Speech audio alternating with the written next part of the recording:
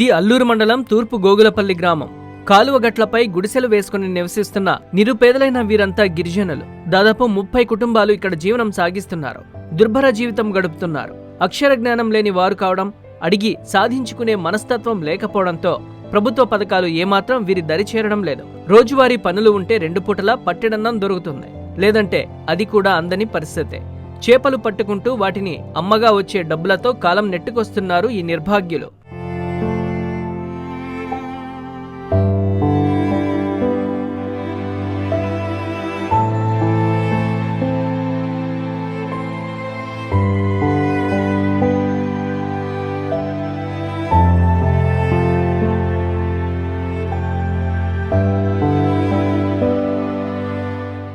వీరు నివసించే ప్రాంతం ప్రమాదకరంగానూ ఉంది.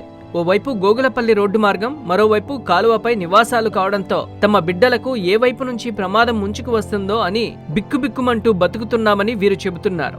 విషపురుగుల సంగతి చెప్పనక్కర్లేదు. వర్షాకాలంలో వాటి దాడి నుంచి తప్పించుకోవడం వీరికి నరకమే. కనీసం వర్షాల సమయంలో తలదాచుకునేందుకు ఇళ్లు కూడా సక్రమంగా లేని పరిస్థితి వీరిది. ఆధార్ కార్డులు కూడా లేకపోవడంతో ప్రభుత్వం నుంచి వచ్చే ఏ పథకం కూడా వీరికి పూర్తి స్థాయిలో అందడం లేదు. బిడ్డలను చదివించుకోలేక